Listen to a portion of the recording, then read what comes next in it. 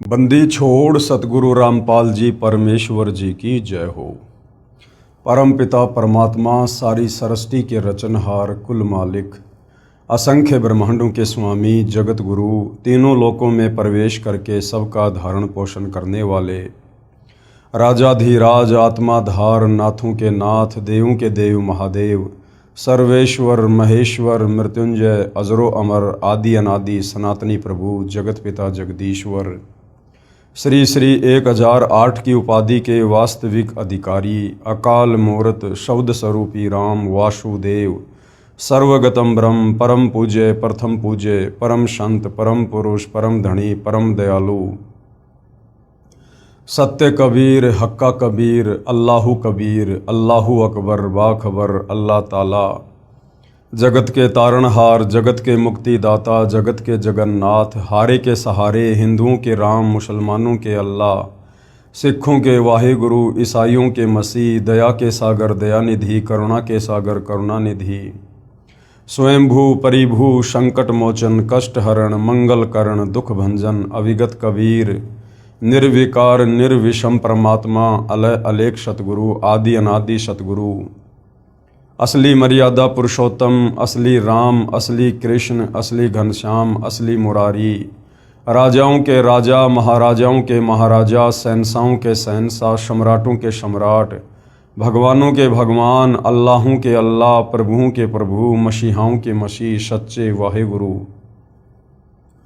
बाबाओं के बाबा पीरों के पीर सेठों के सेठ जगत सेठ सावड़सा सेठ सर्वगुण संपन्न अनंत कोटि कलाओं के स्वामी अनंत कोटि ब्रह्मांडों के नायक योगियों में महायोगी ध्यानियों में महाध्यानी सिद्धों में परम सिद्ध ज्ञानियों में तत्व ज्ञानी ब्रह्म ज्ञानी महाज्ञानी परम ज्ञानी सर्वश्रेष्ठ ज्ञानी विज्ञानी युवा कबीर समर्थ कबीर असमवात अमित ओजा सच्चे रहनुमा करीम अल्लाह सुभान अल्लाह दुनिया के अंतिम पैगंबर 8 सितंबर 1951 से गांव धनाना जिला सोनीपत हरियाणा भारतवर्ष की पावन भूमि पे प्रकट रियल कल की भगवान श्री नारायण साकार हरि श्री बाबा साहेब नूर अनंत परमात्मा सच्चे दरवेश सच्चे बाखबर संत शिरोमणि सतगुरु रामपाल जी परमेश्वर जी के चरण कमल में आप और हम सभी भाई बहनों का अनंत कोटि दंडवत प्रणाम।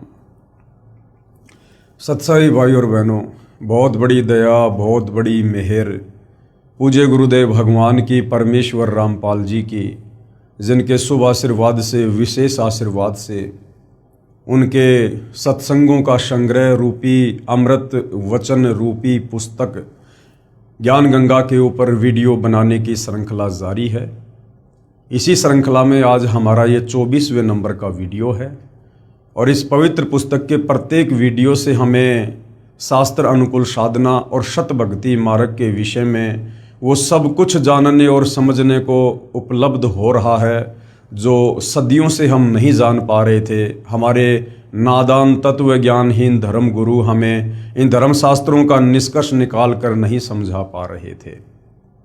तो भाई और बहनों, इस पवित्र पुस्तक ज्ञान गंगा को पढ़ने से आपकी 101 पीढ़ी का उद्धार होगा, अर्थात उनको मोक्ष मार्ग मिलेगा। और आप जी यदि पूर्ण विश्वास के साथ सतगुरु रामपाल जी से उपदेश प्राप्त करके अगर आजीवन मर्यादाओं में रहकर इस भक्ति मार्ग पर लगे रहे तो आपका तो गुरुदेव भगवान के वचन अनुसार इसी जन्म में पूर्ण मोक्ष संभव है।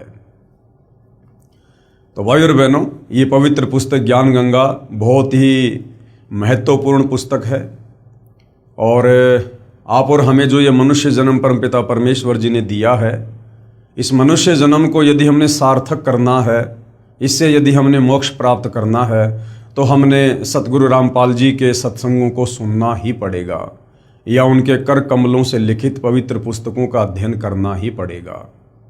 अन्यथा हमें सत भक्ति मार्ग इस धरती पर कहीं और प्राप्त नहीं हो सकता है। क्योंकि भाई और बहनों, सतगुरु रामपाल जी के अमृत वचन उनके द्वारा लिखी पुस्तकें जो ज्ञान उनमें समाहित है वो सर्व धर्मों के सर्व धर्म शास्त्रों से प्रमाणित है। अर्थात इस मन को ना नुकर करने की कहीं कोई गुंजाइश नहीं रह जाएगी जिस समय आप सतगुरु रामपाल जी के ज्ञान को अच्छे से समझ लेंगे। तो भाइयों और बहनों, इस ज्ञान को अच्छे से समझने के लिए हमने सत्संग तो सुनने ही हैं, साथ में हमने सृष्टि रचना का ज्ञान भी बहुत आवश्यक है। सृष्टि रचना भक्ति मार्ग की मास्टर की है। सृष्टि रचना को समझे बिना हम अध्यात्म को नहीं समझ पाएंगे, सतगुरु रामपाल जी के द्वारा दिए गए अमृत ज्ञान को भी नहीं समा पाएंगे अपने हृदय में, और ना अपने दिलो दिमाग में हम इस अमृत ज्ञान को शत ज्ञान के रूप में बैठा पाएंगे। तो सृष्टि रचना का भक्ति मार्ग पर लगने से पहले समझना बहुत ही जरूरी है, और यह कंप्लीट शास्त्र प्रमाणित यथार्थ सृष्टि रचना आपको सिर्फ और सिर्फ सतगुरु रामपाल जी के पास मिलेगी। तो जब भी आप YouTube पर सतगुरु रामपाल जी के सत्संग सुनना शुरू करें तो सबसे पहले सृष्टि रचना को अवश्य सुनिएगा, या उनके द्वारा लिखित पुस्तकों में भी सृष्टि रचना का जिक्र अवश्य होता है।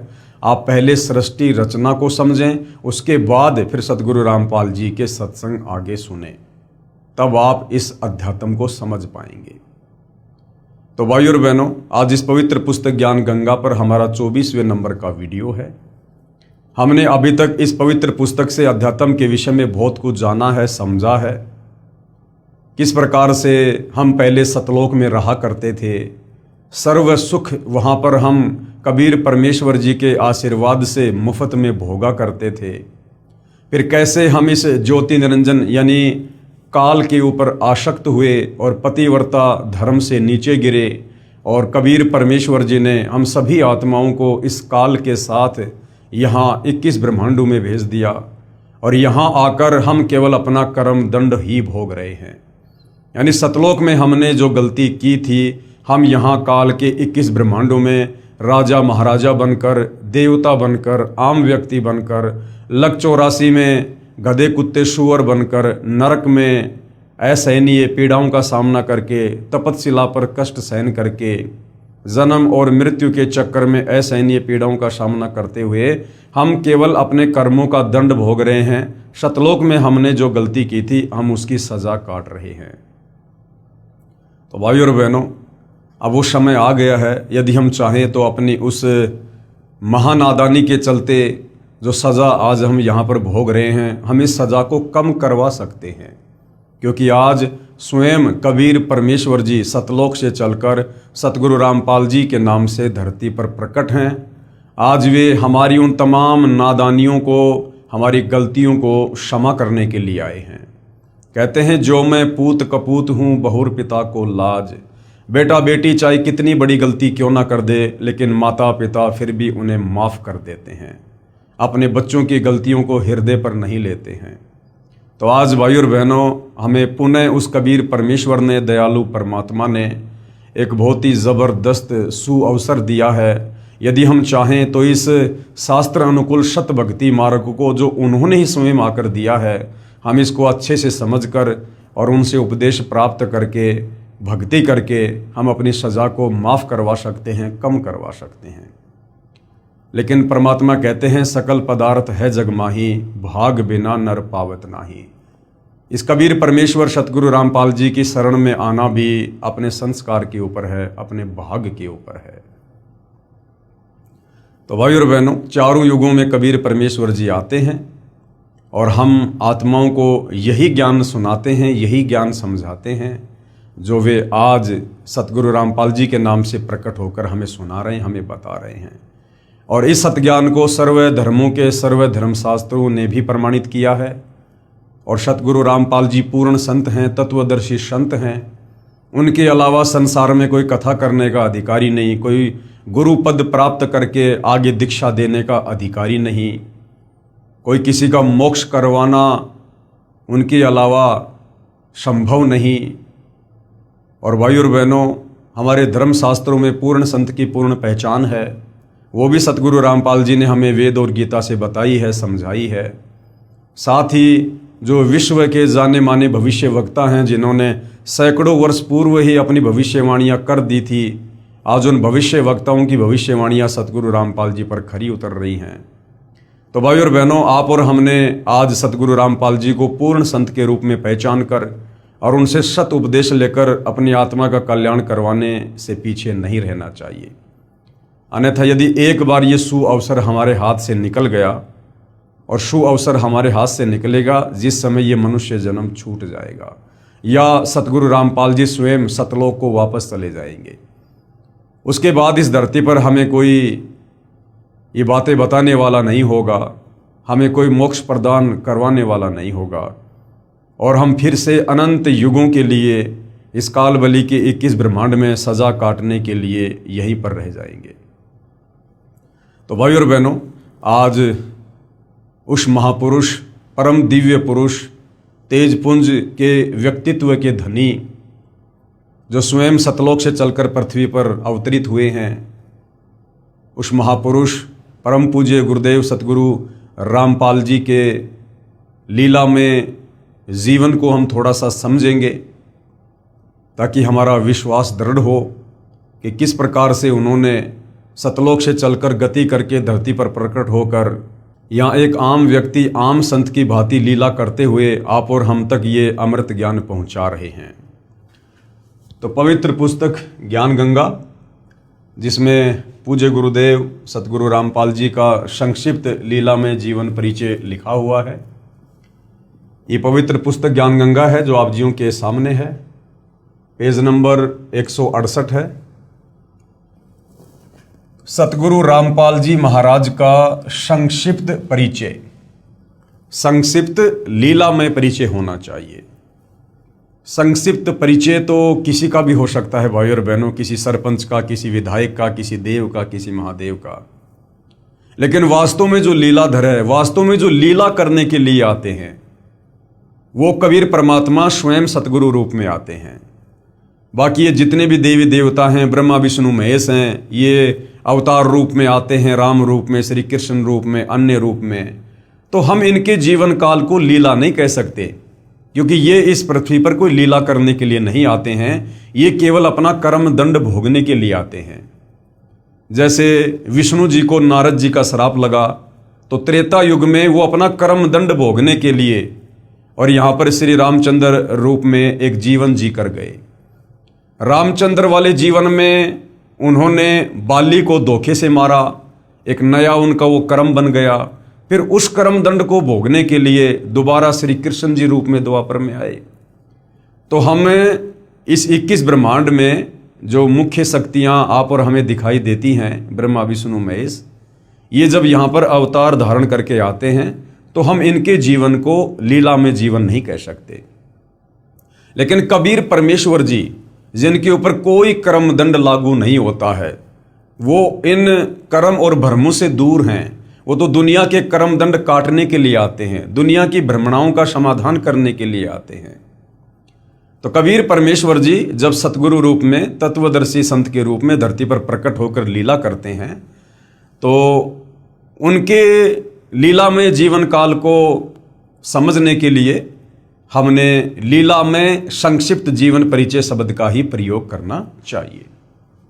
सतगुरु रामपाल जी महाराज का संक्षिप्त लीला में जीवन परिचय।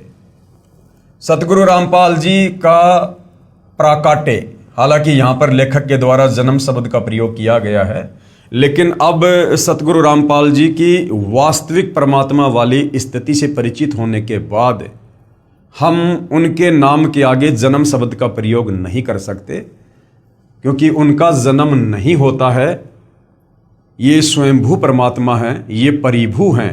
कबीर मनीषी परिभू, शुक्रम अकायम असनावीरम, यजुर्वेद इसका प्रमाण है। और कबीर परमेश्वर जी भी अपनी वाणी में सतगुरु की परिभाषा के विषय में बताते हैं कि ना सतगुरु जननी जनय और जाके माना बाप, पिंड ब्रह्मंड से रहित है ना वहाँ तीनों ताप। जो वास्तव में सतगुरु होगा, सतगुरु कहलाने का अधिकारी होगा, वो कभी भी माँ के गर्भ से जन्म लेकर नहीं आता है। ये बात और है कि कबीर परमेश्वर जी जब सतगुरु रूप में धरती पर प्रकट होते हैं तो हम जीवों की चरम दृष्टि को धोखा देते हुए लीला वो कुछ भी कर सकते हैं।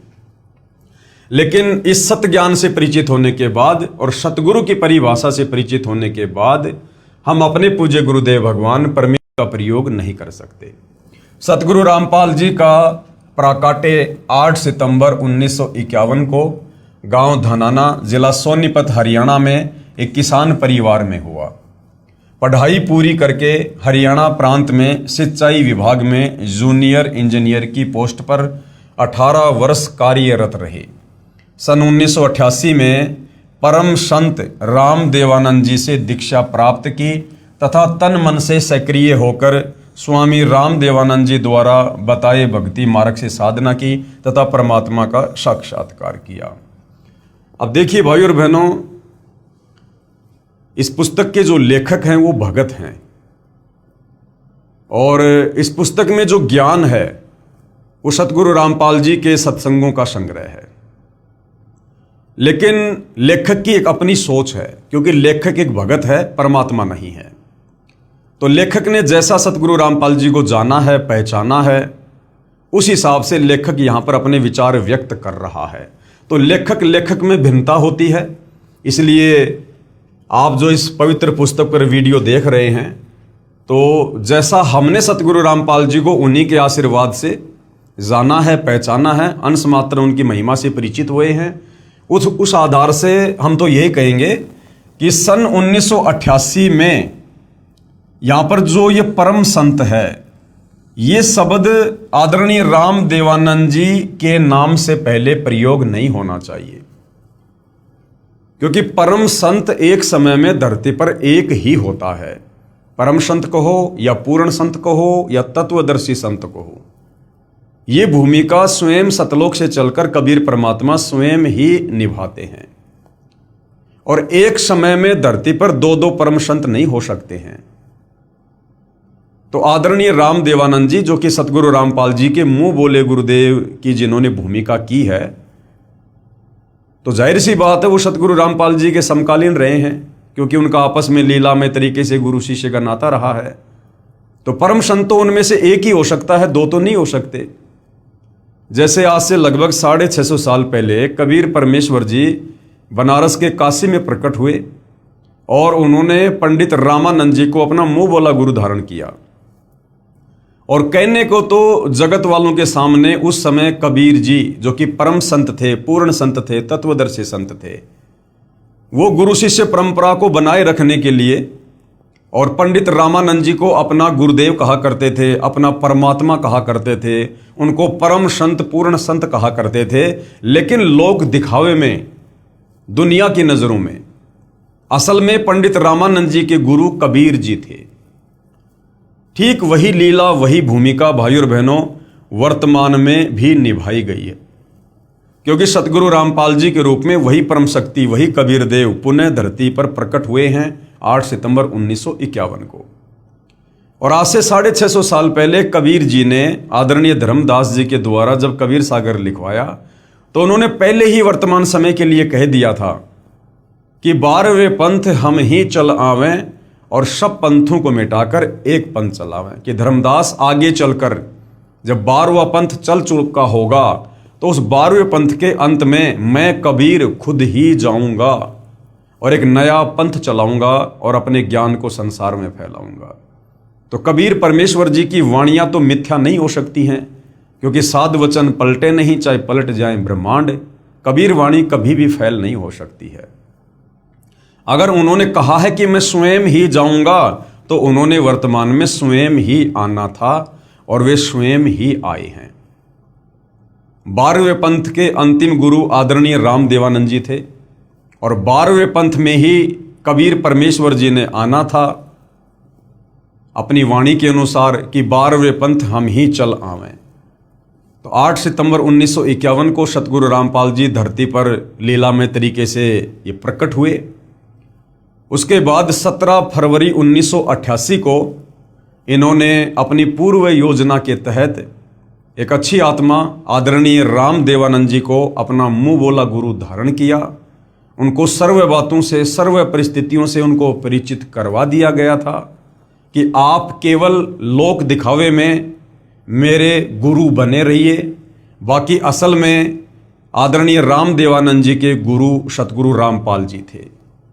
लेकिन गुरु शिष्य परंपरा को बनाए रखने के लिए उन्होंने जो लीला आज से 650 साल पहले की, वही लीला वर्तमान में भी की। और सतगुरु रामपाल जी ने, जो कि स्वयं कबीर परमेश्वर हैं, इन्होंने गुरु शिष्य परंपरा को निभाने के लिए आदरणीय राम देवानंद जी को अपना मुंह बोला गुरु धारण किया। और जैसा कि गुरु शिष्य का नाता होता है, उस आधार से स्वयं सारी सृष्टि के मालिक होते हुए, जगत गुरु होते हुए सतगुरु रामपाल जी ने अपने गुरुदेव को, अपने मुंह बोले गुरुदेव को, आदरणीय राम देवानंद जी को कभी सतगुरु कहा, कभी परमात्मा कहा, कभी बंदी छोड़ कहा, तो कभी परम संत कहा। जबकि असल में ये जितनी भी उपाधियां हैं ये सतगुरु रामपाल जी के लिए हैं। और फिर सन 1994 में सतगुरु रामपाल जी ने अपनी उस वाणी के अनुसार कि 12वें पंथ हम ही चल आवें, सब पंथों को मिटाकर एक पंथ चलावें, तो सन 1994 में उन्होंने एक अपना नया 13वां यथार्थ कबीर पंथ चलाया, जो आज पूरे विश्व में वे अपने सत ज्ञान को फैला रहे हैं। तो यहाँ पर जो ये परम संत शब्द है, ये एक भगत की भूमिका में सतगुरु रामपाल जी ने अपने गुरुदेव को, अपने मुंह बोले गुरुदेव को, आप और हमें गुरु शिष्य के बीच का जो रिश्ता है, जो मर्यादा है, जो श्रद्धा है, जो समर्पण भाव है, उसको समझाते हुए, स्वयं जगत गुरु होते हुए, परम संत होते हुए सतगुरु रामपाल जी ने अपने मुंह बोले गुरुदेव आदरणीय राम देवानंद जी के नाम से पहले परम संत का प्रयोग किया है। अन्यथा आदरणीय राम देवानंद जी परम संत नहीं थे, वो केवल एक संत थे, यानी एक भगत थे, बस इससे ज्यादा कुछ नहीं थे। क्योंकि परमेश्वर तो सृष्टि में एक ही है, बाकी सब यहां पर जीव हैं। सन 1988 में आदरणीय राम देवानंद जी से दीक्षा प्राप्त की, यानी लोक दिखावे में दीक्षा प्राप्त की, तथा तन मन से सक्रिय होकर आदरणीय राम देवानंद जी द्वारा बताए भक्ति मार्ग से साधना की। अब यहां पर राम देवानंद जी के नाम से पहले स्वामी शब्द है। अब भाई और बहनों, वर्तमान का समय ये कलयुग की बिचली पीढ़ी है। आप और हमने बोलते समय, लिखते समय, पढ़ते समय, पढ़ाते समय हमने एक एक शब्द पर बहुत ज्यादा ध्यान देना होगा। यदि हम जरा भी इस पतिव्रता पद से नीचे गिर गए तो भाई और बहनों, आप हमारी बनी बनाई बात बिगड़ जाएगी। तो वर्तमान में हमारे लिए हमारे स्वामी, हमारे दाता, हमारे भगवान, हमारे पिता, हमारे गुरु जो भी हैं, ये सतगुरु रामपाल जी हैं। हम अन्य किसी जीव के नाम से पहले या बाद में ये दाता, स्वामी, परम संत, जगत गुरु, हम इस प्रकार के शब्दों का प्रयोग नहीं कर सकते हैं। सतगुरु रामपाल जी ने तो एक अच्छे और नेक शिष्य की लीलामय तरीके से भूमिका करते हुए इस प्रकार के शब्दों का प्रयोग अपने मुंह बोले गुरुदेव के लिए किया है, ताकि हम गुरु शिष्य के बीच के रिश्ते को समझें और हम भी अपने पूज्य गुरुदेव सतगुरु रामपाल जी को इसी प्रकार से उपमा दें।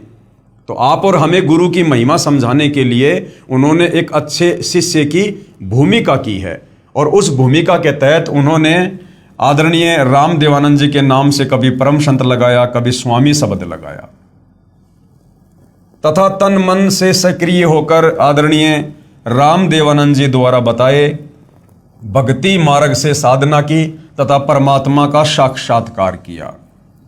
अब सतगुरु रामपाल जी तो स्वयं ही परमात्मा हैं, भला परमात्मा अपना क्या साक्षात्कार करेंगे? तो ये भी एक प्रकार से सारा का सारा लीलामय खेल है। सतगुरु रामपाल जी को कोई परमेश्वर का साक्षात करने की आवश्यकता नहीं है, क्योंकि ये स्वयं ही परमात्मा है। लेकिन इस प्रकार के शब्दों का प्रयोग क्यों किया जाता है भाई और बहनों?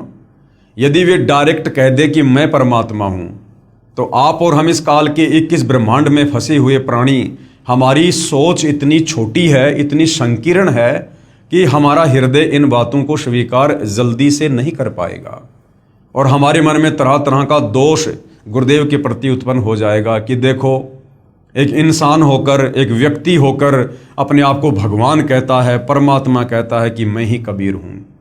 और गुरु के प्रति यदि इतना भी मन में दोष आ गया तो फिर हम मोक्ष प्राप्त नहीं कर सकते, हमारी भक्ति कमाई नष्ट हो जाती है। तो स्वयं कबीर परमेश्वर होते हुए भी उन्होंने बहुत सारी लीलाएं एक आम व्यक्ति की भांति करनी पड़ती है आप और हमें इस अध्यात्म को समझाने के लिए। और जब हम उनके आशीर्वाद से, उनकी क्षणिक लीलाओं से परिचित हो जाते हैं, उसके बाद फिर हम स्वयं ही डिसीजन लेने में सक्षम हो जाएंगे कि वास्तव में पूज्य गुरुदेव भगवान क्या परम शक्ति है।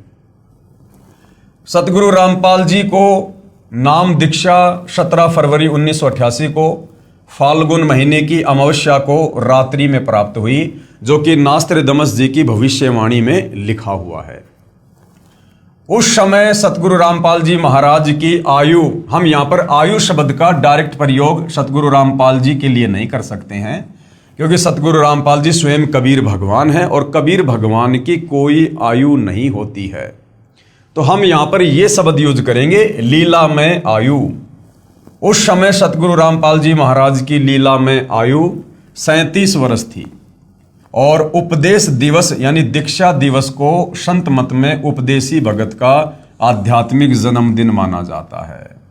यानी वास्तव में हमारा जो असली जन्म है वो उस दिन होता है जिस दिन हमें परम संत से नाम उपदेश प्राप्त होता है, क्योंकि उसी दिन से हम इस मनुष्य जीवन को, जिस विशेष मकसद के लिए हमें ये प्राप्त होता है, हम इस मनुष्य जीवन से वो काम शुरू करते हैं, यानी भक्ति, मोक्ष प्राप्ति के मार्ग पर चलना। कब? जिस दिन हमें परम संत से ये जो है तत्व ज्ञान उपदेश प्राप्त होता है। तो भगत का वास्तव में जो जन्म होता है वो उस दिन होता है जिस दिन उसे परम संत से नाम दीक्षा प्राप्त होती है।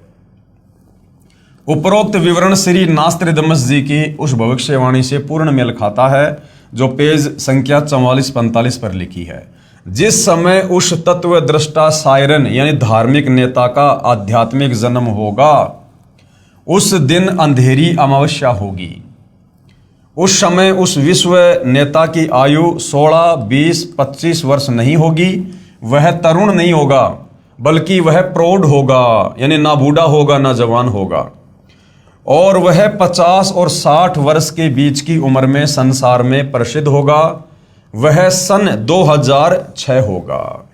तो नास्त्रदमस जी की भविष्यवाणी के अनुसार एक एक शब्द सतगुरु रामपाल जी के लीला में जीवन के ऊपर खरे उतर रहे हैं। सन 1993 में आदरणीय राम देवानंद जी महाराज ने आपको यानी सतगुरु रामपाल जी को सत्संग करने की आज्ञा दी। भाई आज्ञा तो परमात्मा देते हैं सत्संग करने की, सेवा करने की। तो यहां पर हम सीधे शब्दों में ये नहीं कह सकते कि आदरणीय राम देवानंद जी ने सतगुरु रामपाल जी को सत्संग करने की आज्ञा दी। सारी सृष्टि के मालिक को, जगत गुरु को कौन आज्ञा दे सकता है? ये आते हैं स्वयं सतलोक से चलकर हमें आज्ञा देने के लिए। तो लीलामय तरीके से आप जी को सत्संग करने की आज्ञा दी, आप जी के ही आदेश अनुसार। तथा सन 1994 में नामदान करने की लीलामय तरीके से आज्ञा प्रदान की। भक्ति मार्ग में लीन होने के कारण, अब भाई और बहनों हम ये नहीं कह सकते परमात्मा के लिए कि भक्ति मार्ग में लीन होने के कारण। भक्ति मार्ग में तो भगत ने लीन होना चाहिए। परमेश्वर तो भक्ति दान करने के लिए आते हैं। तो यहां पर यह लिखना चाहिए कि संसार को सत भक्ति मार्ग देने में लीन होने के कारण जेई की पोस्ट से त्याग पत्र दे दिया। यानी सतगुरु रामपाल जी ने, जैसा कि इस काल के लोग की व्यवस्था है, कोई नौकरी करता है, कोई मजदूरी करता है, उस आधार से इन्होंने भूमिका करते हुए और जूनियर इंजीनियर की छोटी सी नौकरी भी अपने भरण पोषण के लिए जो है वो करके दिखाई। जेई की पोस्ट से त्यागपत्र दे दिया, जो हरियाणा सरकार द्वारा 16/5 सन 2000 को पत्र नंबर 3492-3500 डेट 16/5/2000 के तहत स्वीकृत है। सन 1994 से 1998 तक सतगुरु रामपाल जी महाराज ने घर घर, गांव गांव, नगर नगर में जाकर सत्संग किया। आदरणीय गरीबदास जी के सदग्रंथ साहिब को आधार बनाकर, यानी 5वें वेद सूक्ष्म वेद को उन्होंने गांव गांव जाकर, नगर नगर जाकर समझाया। बहुत संख्या में अनुयायी हो गए, साथ साथ ज्ञानहीन संतों का विरोध भी बढ़ता गया।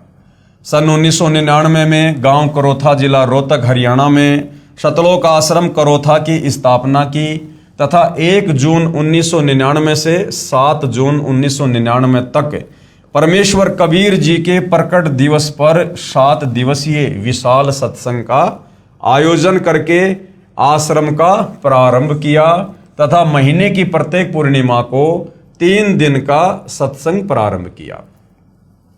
दूर दूर से श्रद्धालु सत्संग सुनने आने लगे तथा तत्व ज्ञान को समझकर बहुत संख्या में अनुयायी यानी भगत बनने लगे। चंद दिनों में सतगुरु रामपाल जी महाराज जी के भक्तों की संख्या लाखों में पहुंच गई। जिन ज्ञानहीन संतों व ऋषियों के अनुयायी सतगुरु रामपाल जी के पास आने लगे तथा अनुयायी बनने लगे, फिर उन अज्ञानी आचार्यों तथा संतों से प्रश्न करने लगे कि आप सारा ज्ञान अपने सदग्रंथों के विपरीत बता रहे हैं। क्योंकि सतगुरु रामपाल जी के सत्संगों का आधार हमारे धर्म ग्रंथ हैं, धर्मशास्त्र हैं। सतगुरु रामपाल जी ने प्रोजेक्टर पर, टीवी चैनलों पर, समाचार पत्रों में उंगलियां रख रख के आप और हमें समझाया, बताया कि पवित्र गीता जी क्या कह रही है, पवित्र चारों वेद भक्ति के विषय में क्या बता रहे हैं, महर्षि दयानंद जी की सत्यार्थ प्रकाश हमें क्या बता रही है, क्या समझा रही है, जबकि वेदों में परमेश्वर के विषय में क्या लिखा है, और स्वामी जी ने जो है इन चारों वेदों के विपरीत जो ज्ञान अपने सत्यार्थ प्रकाश में दिया है वो क्या कुछ कह रहा है। तो जब ये सत्य ज्ञान समाज में जाने लगा और बहुसंख्या में लोग उन नकली संतों को, आचार्यों को छोड़ छोड़कर सतगुरु रामपाल जी की शरण में अपनी आत्मा के कल्याण हेतु आने लगे, तो जाहिर सी बात है भाई और बहनों, उन संतों को, उन अज्ञानी धर्मगुरुओं को दर्द तो होगा ही, पीड़ा तो होगी ही, क्योंकि उनके धार्मिक धंधे पर चोट जो लग रही थी। यजुर्वेद अध्याय 8 मंत्र 13 में लिखा है कि पूर्ण परमात्मा अपने भगत के सारे अपराध यानी पाप नाश कर देता है। भाई परमात्मा यहाँ इस काल के 21 ब्रह्मांड में हमारे पाप कर्मों का नाश करने के लिए तो आते हैं, क्योंकि हम तो युगों युगों के पापी हैं, पाप कर्मों में सने हुए हैं। इस काल ने हमारे को कर्म बंधनों में बांध रखा है बुरी तरह से। कोई ठीक ठिकाने का दान धर्म या कोई सत्य साधना ये हमें नहीं करने देता, जिससे हमारे ये पुण्य नहीं बनते हैं। तो परमेश्वर सतलोक से चलकर हमारे पाप कर्मों का नाश करवाकर हमें स्वच्छ करके, स्वस्थ करके और हमें सतलोक ले जाने के लिए तो आते हैं। आपकी पुस्तक जो हमने खरीदी है उसमें लिखा है कि परमात्मा अपने भगत के पाप क्षमा नहीं कर सकता। यानी जो विशेषकर आर्य समाज से जुड़े लोग थे, जो महर्षि दयानंद जी के प्रवचनों से, उनकी पुस्तकों से काफ़ी प्रभावित थे और सत्यार्थ प्रकाश को जब वो पढ़ा करते थे, तो सत्यार्थ प्रकाश में दयानंद जी ने लिखा है कि परमात्मा अपने भगत के, भक्ति करने वाले साधक के पाप कर्मों का नाश नहीं करता है। और जब सतगुरु रामपाल जी ने यजुर्वेद अध्याय 8 मंत्र 13 में लिखा हुआ बताया कि देखो भाई, हमारे वेद तो कह रहे हैं कि परमात्मा सतलोक से चलकर भक्ति करने वाले भगत के पाप कर्मों का नाश कर देता है, तो फिर आर्य समाज से जुड़े वो लोग वापस अपने घर जाकर और हमारे पवित्र वेदों का हवाला देकर अपने आचार्यों से, धर्म गुरुओं से सवाल जवाब करने लगे कि भाई आप तो कहते हो कि श्री दयानंद जी की जो सत्यार्थ प्रकाश है वो वेदों पर आधारित है, जबकि हमारे वेद क्या कह रहे हैं और सत्यार्थ प्रकाश वेदों के विरुद्ध व्याख्या दे रही है। तो इस प्रकार से विरोधाभास बढ़ता गया। आपकी पुस्तक जो हमने खरीदी है यानी सत्यार्थ प्रकाश, उसमें लिखा है कि परमात्मा अपने भगत के पाप क्षमा नहीं कर सकता। आपकी पुस्तक सत्यार्थ प्रकाश समोल्लास 7 में लिखा है कि सूर्य पर पृथ्वी की तरह मनुष्य तथा अन्य प्राणी निवास करते हैं। इसी प्रकार पृथ्वी की तरह सर्व वहाँ पर पदार्थ हैं, बाग बगीचे हैं, नदी हैं, झरने हैं, आदि आदि। क्या ये संभव है? पवित्र यजुर्वेद अध्याय 5 मंत्र 1 में लिखा है कि परमात्मा सहशरीर है। अग्ने तनु असी विष्णवे तवा सोमस्य तनु रसी। इस मंत्र में 2 बार गवाही दी है कि परमेश्वर यानी परमात्मा सहशरीर है, साकार है। उस अमर पुरुष परमात्मा का सर्व के पालन करने के लिए शरीर है, अर्थात परमात्मा जब अपने भक्तों को तत्व ज्ञान समझाने के लिए कुछ समय अतिथि रूप में इस संसार में आता है, तो अपने वास्तविक तेजोमय शरीर पर हल्के तेज पुंज का शरीर ओढ़ कर आता है। क्योंकि सतलोक में कबीर परमेश्वर के शरीर का इतना नूर है, इतना तेज है कि उनके शरीर के एक बाल में करोड़ सूर्य, करोड़ चंद्रमा, इससे भी ज्यादा रोशनी है। अब यदि वो कबीर परमात्मा अपने वास्तविक तेजोमय रूप में इस पृथ्वी पर आ भी जाए, तो हम उनको देख ही नहीं पाएंगे, क्योंकि परमेश्वर का शरीर पारदर्शी है, बहुत तेजोमय है। जिस प्रकार भाइयों और बहनों एक शीशा होता है, बहुत साफ सुथरा है, पारदर्शी है, और ये मक्खी मच्छर उसके टक्कर मारते हैं क्योंकि वो पारदर्शी है। इसी प्रकार कबीर परमेश्वर जी का जो ओरिजिनल जो तेजोमय शरीर है वो पारदर्शी है, नूरी है। अगर वो आ भी गए तो हम उनको देख नहीं पाएंगे। उसको वही साधक देख सकता है जिसकी दिव्य दृष्टि खुल जाती है, जिसको कबीर परमेश्वर जी दिव्य दृष्टि प्रदान कर देते हैं। अब जैसे भाइयों और बहनों, यहाँ पर भूत भी हैं, प्रेत भी हैं, पिशाच भी हैं, घूमते रहते हैं, अपनी योनि भोग रहे हैं, लेकिन वो सूक्ष्म शरीर में होते हैं, और सूक्ष्म शरीर में होने के चलते हम उनको अपनी इस चरम दृष्टि से देख नहीं सकते। हमारे आसपास बहुसंख्या में भूत पिशाच घूमते रहते हैं दिन रात, लेकिन हम अपनी चरम दृष्टि से उनके सूक्ष्म शरीर को देख नहीं सकते हैं। तो सोचिए, जब हम एक भूत पिशाच के शरीर को नहीं देख सकते तो कबीर परमेश्वर जी के शरीर की हम क्या व्याख्या करें? वे तो नूरी हैं, तेजोमय हैं। तो इस प्रकार से वेदों में लिखा है कि कबीर परमेश्वर का जो शरीर है वो मानव सदृश है, वो साकार हैं, दिखाई देते हैं, लेकिन वो भक्ति विधि अलग है, जिस भक्ति विधि से हम उनको देख सकते हैं, हम उनके दर्शन कर सकते हैं। और महर्षि दयानंद जी ने अपनी सत्यार्थ प्रकाश में लिखा है कि परमात्मा निराकार है, परमात्मा का साक्षात्कार नहीं किया जा सकता। तो कबीर परमेश्वर जब सतलोक से यहां पर आते हैं तो अपने तेज पुंज वाले शरीर को अपनी शक्ति से हल्का करके, अपने नूर को, अपनी चमक को, अपनी तेज को हल्का करके, और यहाँ पर एक आम व्यक्ति की भांति यहाँ पर लीला करते हैं, ताकि हम उनको देख सकें, उनसे बात कर सकें, और हम उनके तत्व ज्ञान को समझकर अपनी आत्मा का कल्याण करवा सकें। भक्तों को तत्व ज्ञान समझाने के लिए कुछ समय अतिथि रूप में इस संसार में आता है, तो अपने वास्तविक तेजोमय शरीर पर हल्के तेज पुंज का शरीर ओढ़ कर आता है। इसलिए उपरोक्त मंत्र में 2 बार प्रमाण दिया है। इस तरह के तर्क से निरुत्तर होकर अपने अज्ञान का पर्दाफाश होने के डर से उन अज्ञानी संतों, महंतों व आचार्यों ने सतलोक आश्रम करोथा के आसपास के गांव में सतगुरु रामपाल जी महाराज को बदनाम करने के लिए दुष्प्रचार करना प्रारंभ कर दिया तथा 12/7/2006 को सतगुरु रामपाल जी को जान से मारने तथा आश्रम को नष्ट करने के लिए आप तथा अपने अनुयायियों से सतलोक आश्रम पर आक्रमण करवाया। पुलिस ने रोकने की कोशिश की, जिस कारण से कुछ उपद्रवकारी चोटिल हो गए। सरकार ने सतलोक आश्रम को अपने अधीन कर लिया तथा सतगुरु रामपाल जी महाराज व कुछ अनुयायियों पर झूठा केस बनाकर जेल में डाल दिया। इस प्रकार 2006 में सतगुरु रामपाल जी महाराज विख्यात हुए। यानी नास्त्रदमस जी की भविष्यवाणी के अनुसार कि वो शायरन, वो धार्मिक नेता सन 2006 के आते आते वो जो है विख्यात होगा। तो बरवाला कांड जब हुआ था तो सतगुरु रामपाल जी विशेषकर हरियाणा और भारतवर्ष में जो है काफ़ी जो है विख्यात हुए। भले ही अनजानों ने झूठे आरोप लगाकर संत को प्रसिद्ध किया, परंतु संत निर्दोष है। प्रिय पाठकों, नास्त्रदमस की भविष्यवाणी को पढ़कर सोचेंगे कि सतगुरु रामपाल जी को इतना बदनाम कर दिया है, कैसे संभव होगा कि विश्व को ज्ञान प्रचार करेगा। उनसे प्रार्थना है कि परमात्मा पल में परिस्थिति बदल सकता है।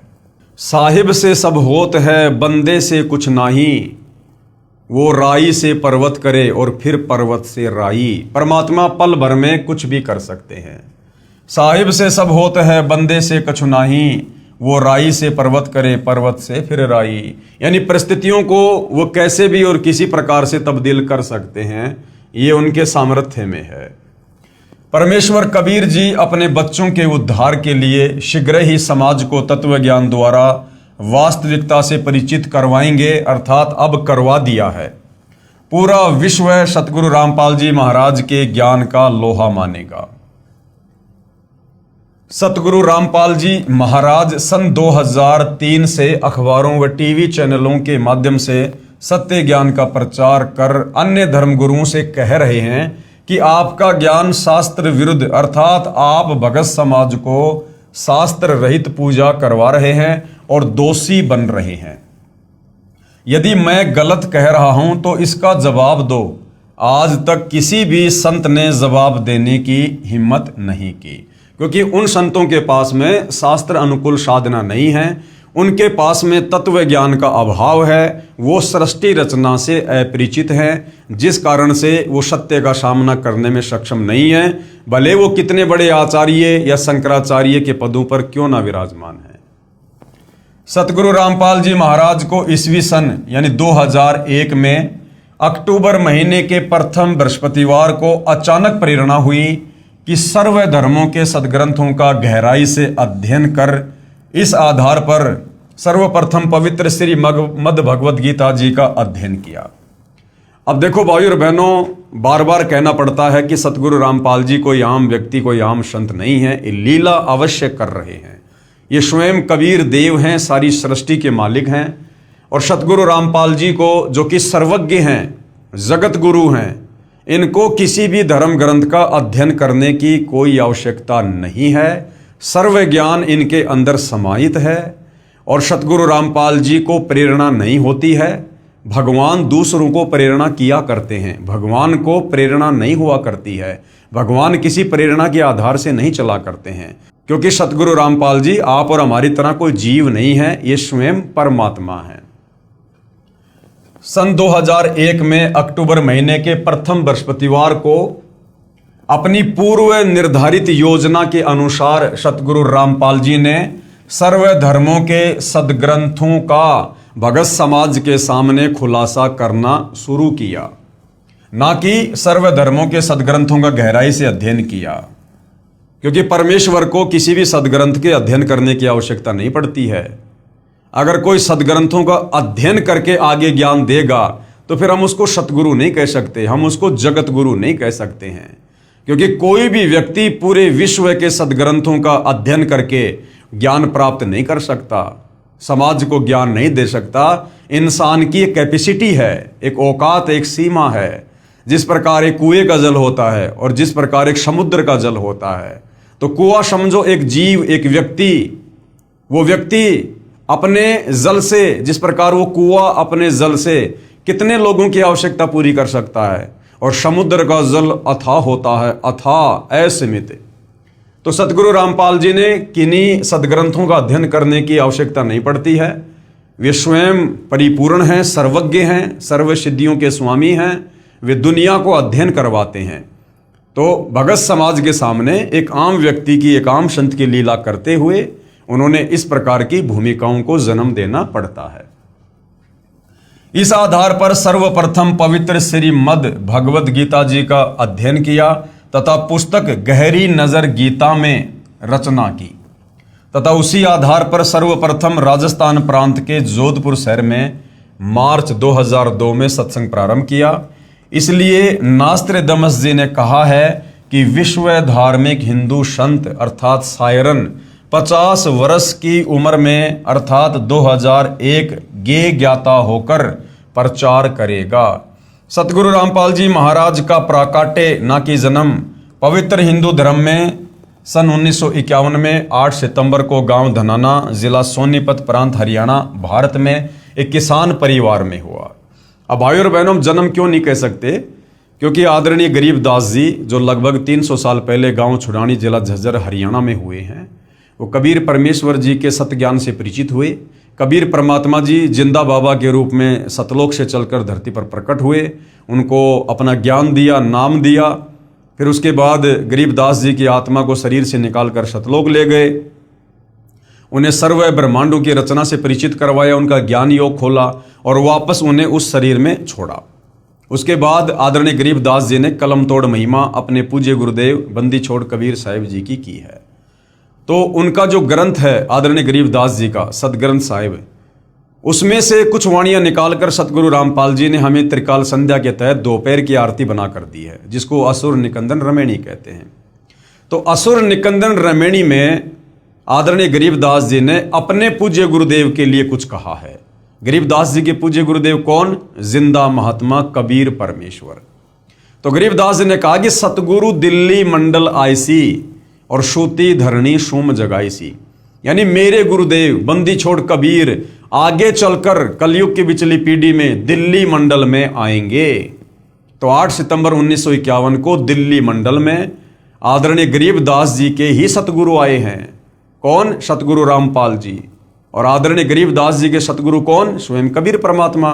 तो सतगुरु रामपाल जी कौन हुए? स्वयं कबीर भगवान। अब कबीर भगवान फिर जन्म लेकर नहीं आएगा, वो प्रकट ही होता है। इस प्रकार सन 2001 में सतगुरु रामपाल जी महाराज की लीला में आयु 50 वर्ष बनती है। सो नास्त्रदमस के अनुसार खरी है, इसलिए वह विश्व धार्मिक नेता सतगुरु रामपाल जी महाराज ही हैं, जिनकी अध्यक्षता में भारतवर्ष पूरे विश्व पर राज्य करेगा। पूरे विश्व में एक ही ज्ञान यानी भक्ति मार्ग चलेगा, एक ही कानून होगा, यानी जो नियम सतगुरु रामपाल जी बनाएंगे वही लागू होंगे। कोई दुखी नहीं होगा, विश्व में पूर्ण शांति होगी। जो विरोध करेंगे अंत में वे भी पश्चाताप करेंगे तथा तत्व ज्ञान को स्वीकार करने पर विवश होंगे और सर्व मानव समाज मानव धर्म का पालन करेगा और पूर्ण मोक्ष प्राप्त करके सतलोक जाएंगे।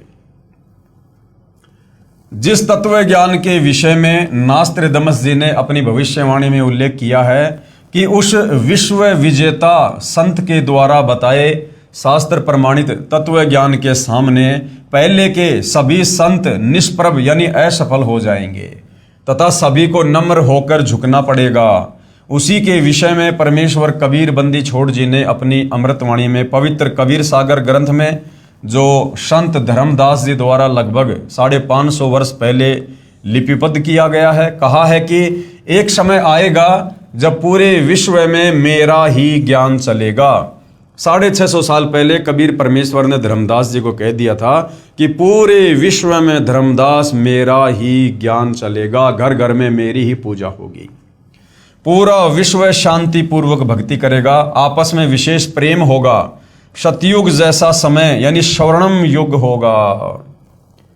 परमेश्वर कबीर बंदी छोड़ द्वारा बताए ज्ञान को सतगुरु रामपाल जी महाराज ने समझा है, जबकि भाई और बहनों सतगुरु रामपाल जी स्वयं कबीर भगवान हैं, कबीर परमात्मा हैं। इन्होंने किसी के ज्ञान को समझने की आवश्यकता नहीं है और ना इनसे ऊपर कोई ज्ञान देने वाला सृष्टि में है।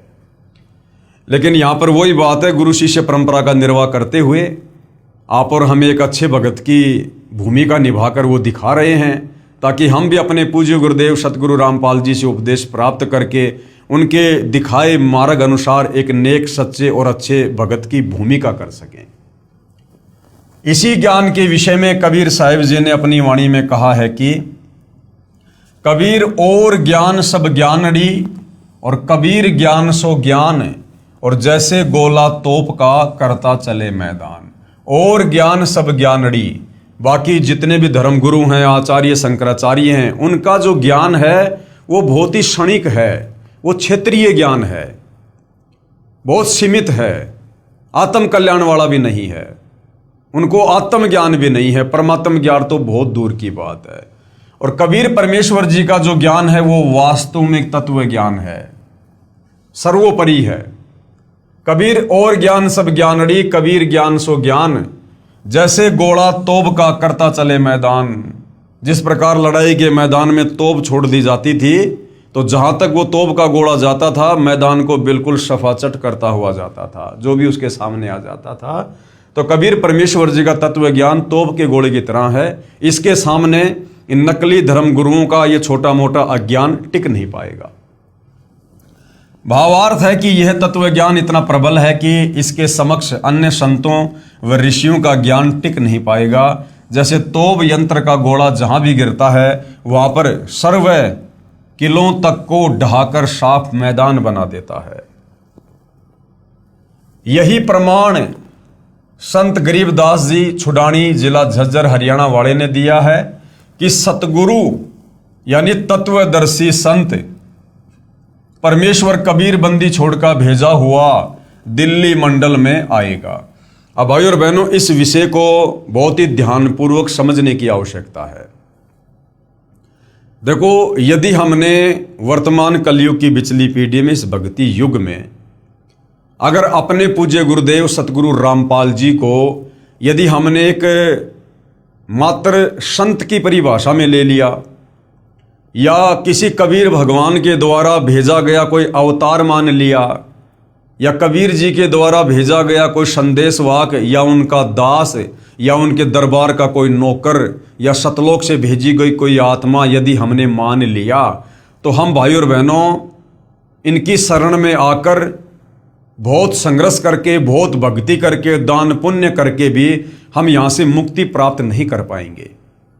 क्योंकि गुरु को परमेश्वर के अलावा, परमात्मा के अलावा यदि हमने अन्य किसी भी परिभाषा में रखा और हम भक्ति भी करते रहे, यानी हम उनको मानुष मानते रहे और भगवान उनके अलावा किसी और को मानते रहे, तो हम यहाँ से मुक्त नहीं हो सकते। ये हमारी बहुत बड़ी कमजोरी हो जाएगी। हमने गुरु को जानना है, पहचानना है, उनसे प्रार्थना कर करके, उनके आगे दंडवत करके, रो रो के, ज्ञान योग की भीख मांग मांग के, तब परमेश्वर दया करेंगे।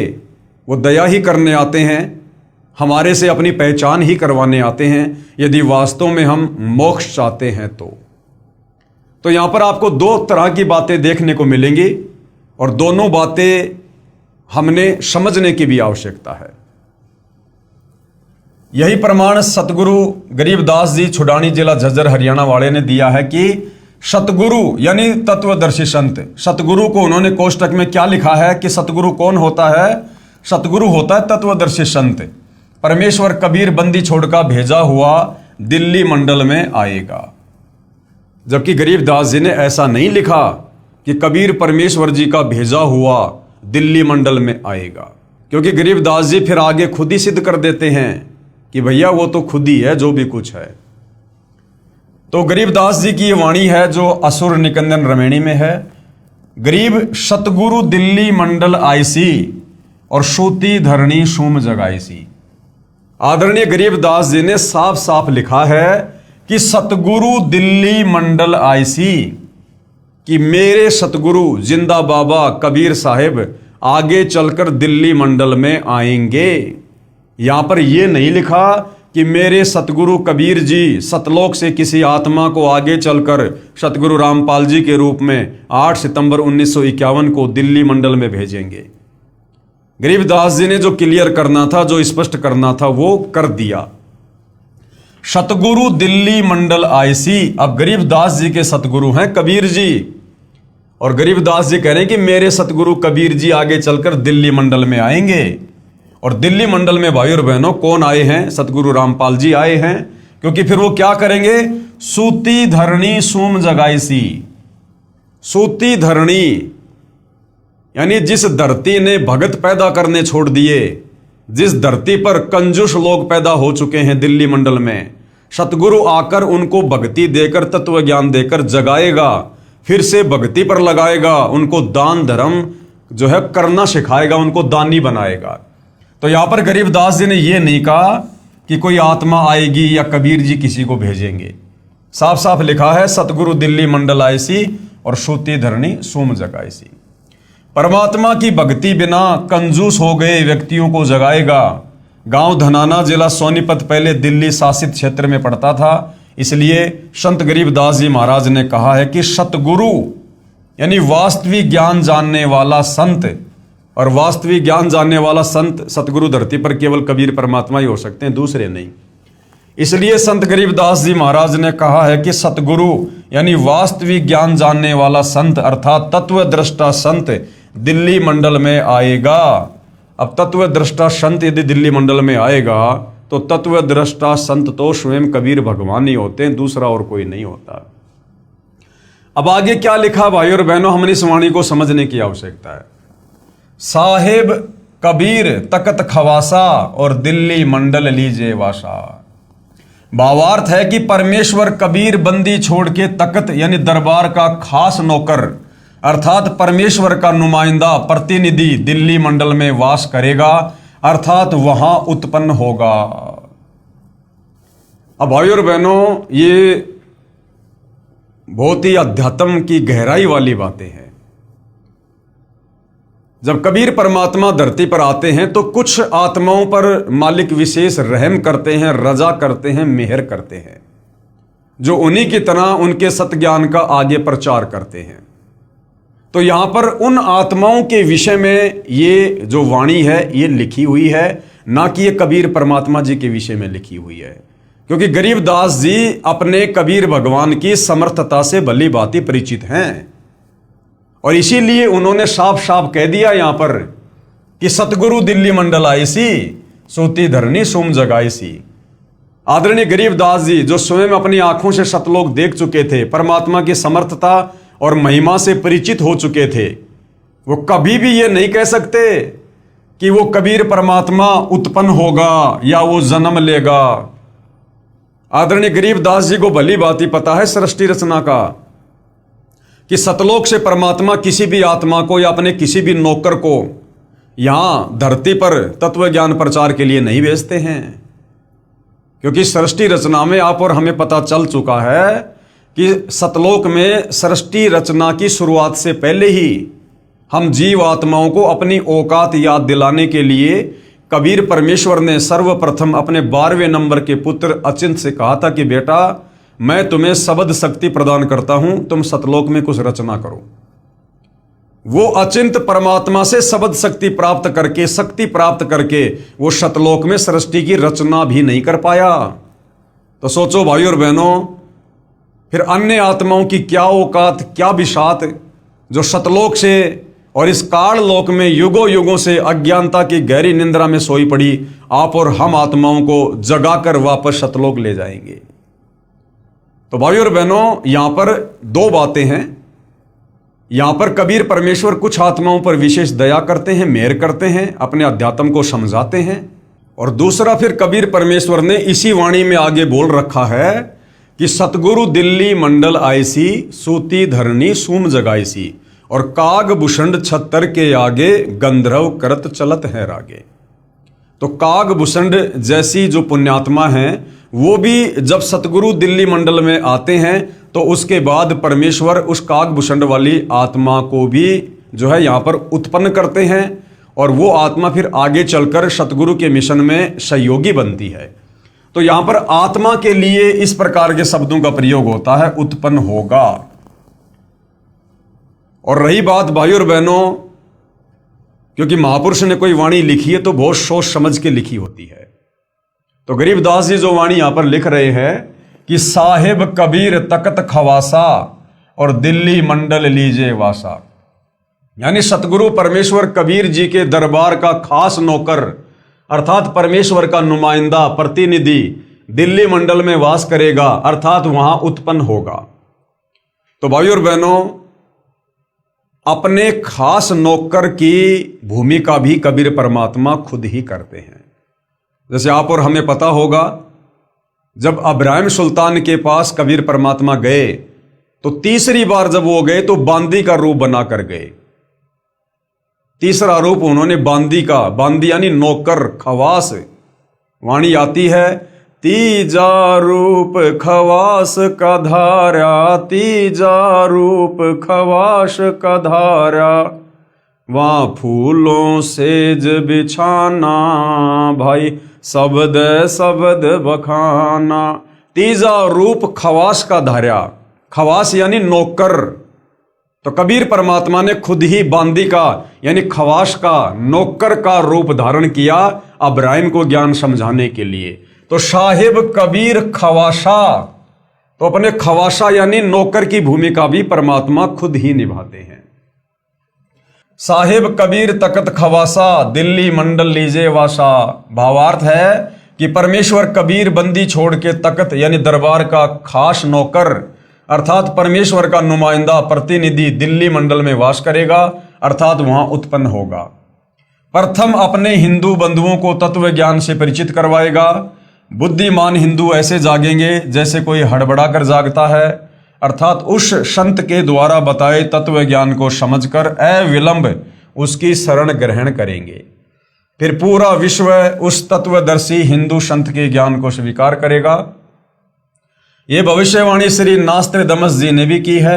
नास्त्रदमस जी ने यह भी लिखा है कि मुझे दुख इस बात का है कि उससे परिचित न होने के कारण मेरा सायरन तत्वदृष्टा संत उपेक्षा का पात्र बनेगा। हे बुद्धिमान मानव उसकी उपेक्षा ना करो। नास्त्रदामस जी कह रहे हैं कि उस महान धार्मिक नेता तत्वदर्शी संत की उपेक्षा मत करना, उसकी निंदा मत करना, बुराई मत करना, उसी से आत्मा का कल्याण संभव है। और उस तत्वदर्शी संत को कितना सम्मान देना है, कितना आदर सत्कार देना है। नास्त्रदामस जी क्या कह रहे हैं, वह तो सिंहास नस्त करके, सिंहास नस्त यानी आसन पर बैठा कर, और आराध्य देव यानी इष्ट देव यानी अपना परमपिता परमात्मा मानकर, आराध्य देव यानी इष्ट देव रूप में मानने योग्य है। यानी उस तत्वदर्शी संत को अपना इष्ट, अपना कबीर भगवान, अपना परमेश्वर मानकर और उनको सिंहासन पर बैठाकर उनकी पूजा करनी चाहिए। पूजा, क्योंकि वो स्वयं कबीर भगवान ही होगा।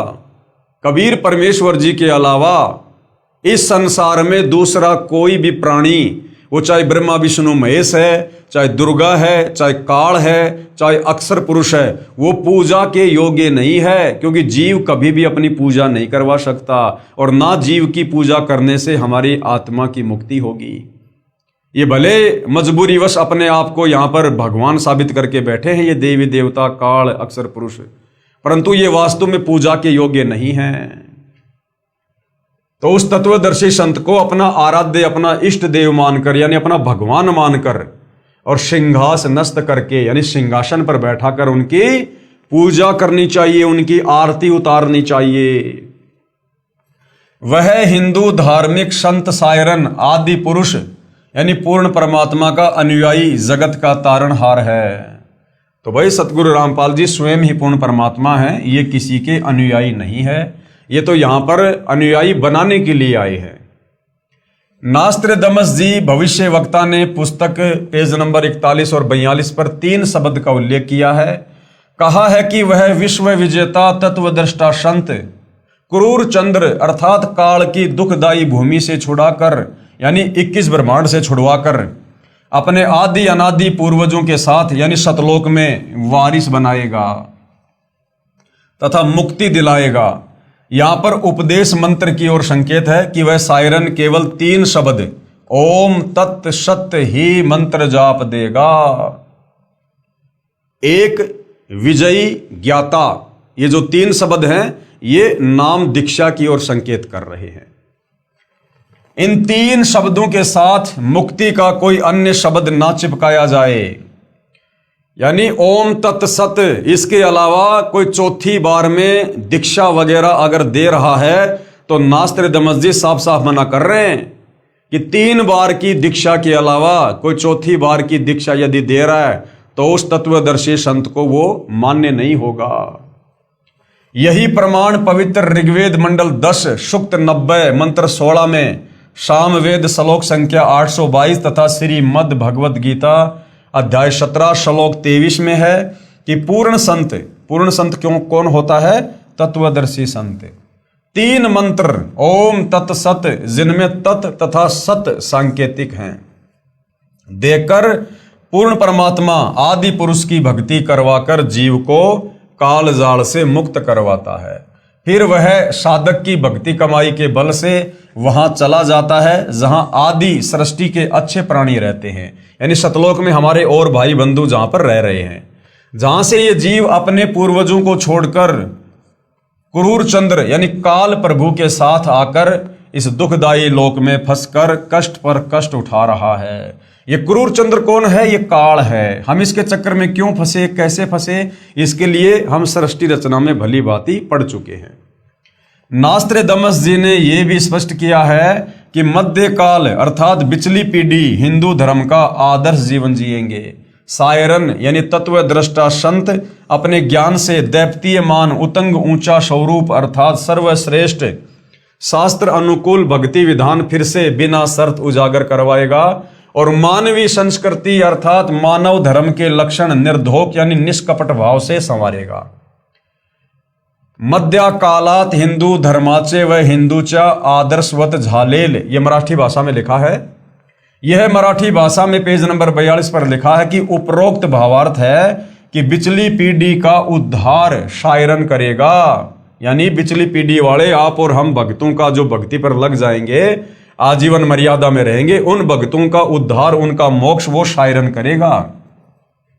ये उल्लेख पेज नंबर 42 की हिंदी लिखना रह गया था, इसलिए यहां लिख दिया है तथा स्पष्टीकरण भी दिया है। यही प्रमाण स्वयं पूर्ण परमात्मा कबीर जी ने कहा है कि धर्मदास तोहे लाख दुहाई, सार ज्ञान कहीं बार न जाई, सार नाम बाहर जो परही, बिचली पीढ़ी हंस नहीं तरही, सार ज्ञान तब तक छुपाई, जब तक द्वादश पंथ ना मिट जाई।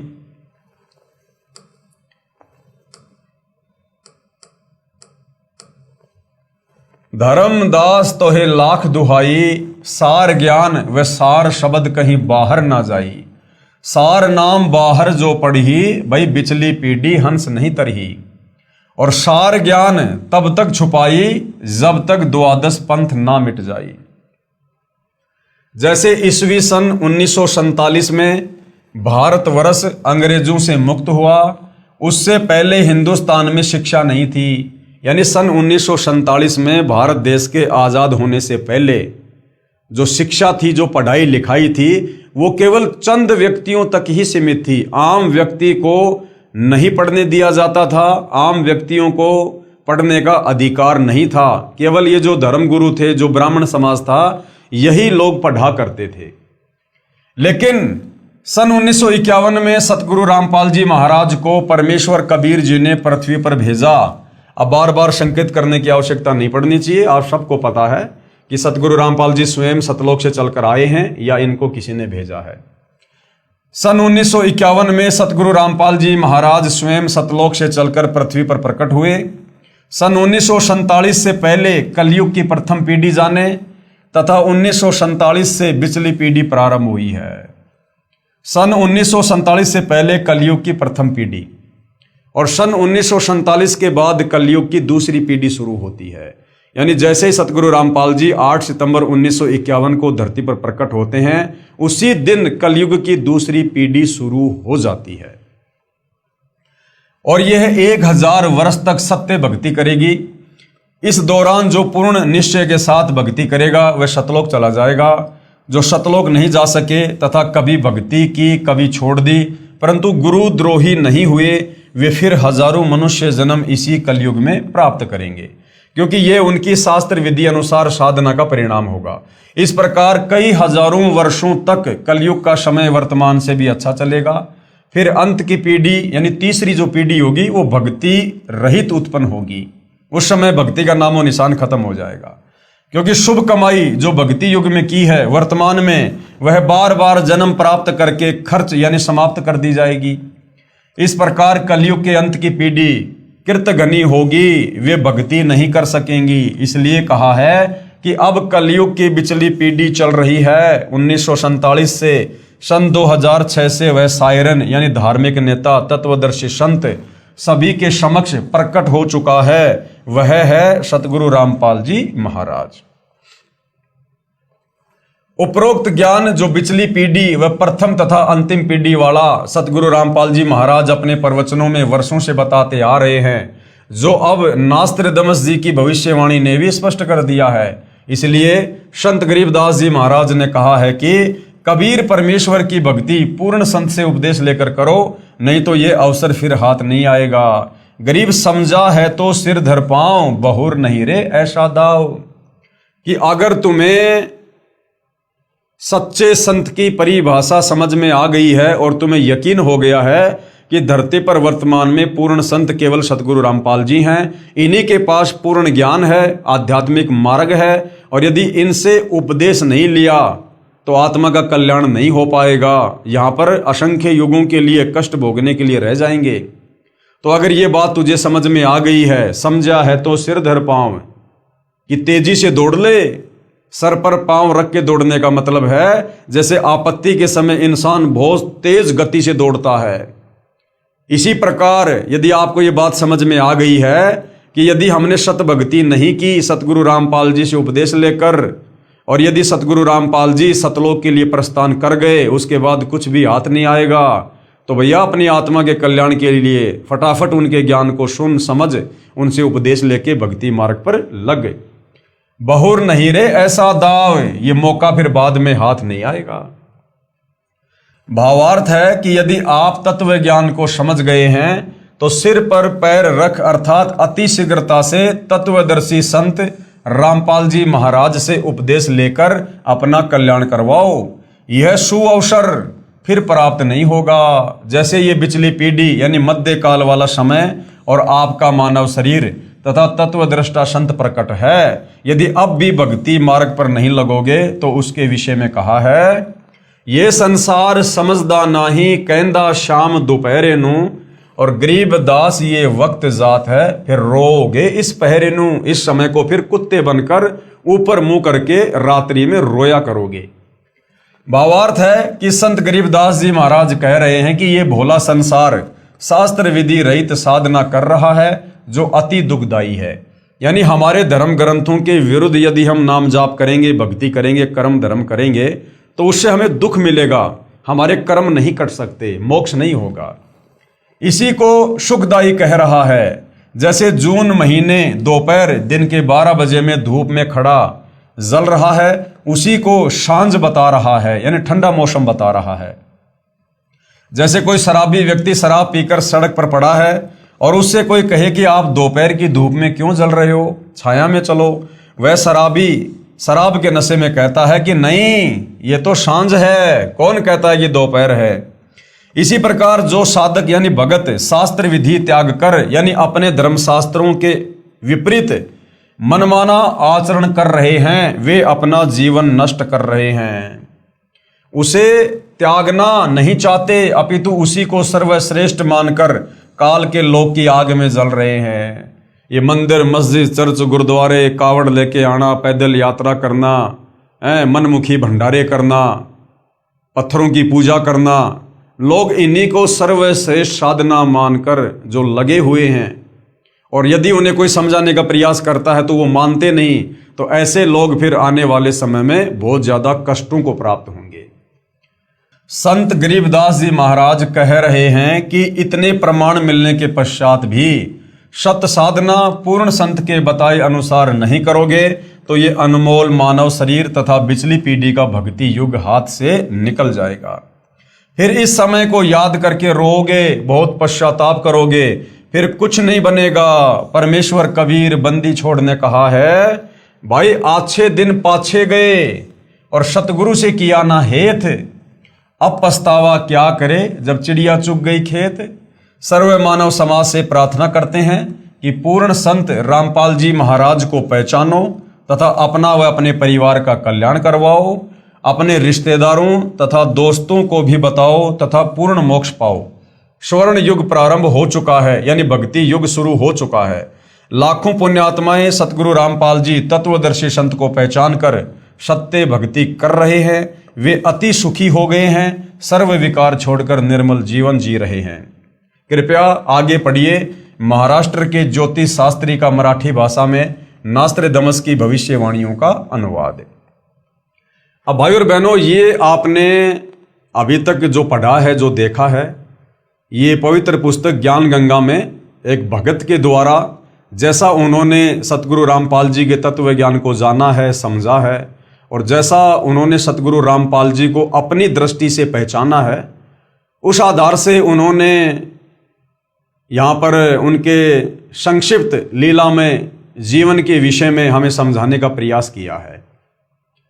अब भाइयों और बहनों, सतगुरु रामपाल जी के कुछ भगत हैं जो वास्तव में सतगुरु रामपाल जी के विशेष आशीर्वाद से उनके तत्व ज्ञान को समझकर उन्हीं के आशीर्वाद से उनकी पहचान कर चुके हैं।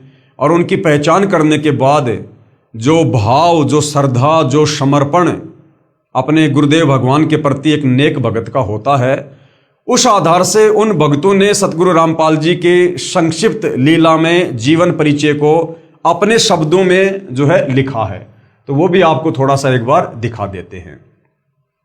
7 समुद्र की मशी करूं, लेखनी करूं बन राय, और धरती का कागज करूं, गुरु गुण लिखा न जाए। यहाँ पर परमात्मा से ज्यादा महत्व सतगुरु को दिया गया है, गुरु को दिया गया है, क्योंकि परमात्मा कबीर जी स्वयं ही गुरु रूप धारण करके आप और हमें इस काल के लोक में तत्व ज्ञान समझाने के लिए आते हैं। तो यहाँ पर सतगुरु रामपाल जी परमेश्वर जी का संक्षिप्त लीला में जीवन परिचय लिखा गया है, आप जी को दिखा रहे हैं।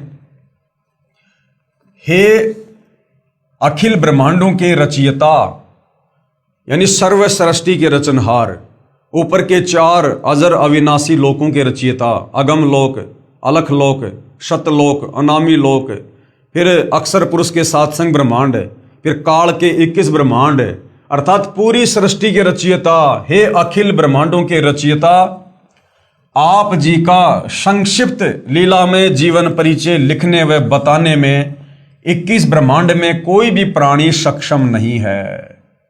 7 समुद्र की मशी करूं, लेखनी करूं बन राय, और सब धरती का कागज करूं, पर गुरु के गुण लिखे न जाए।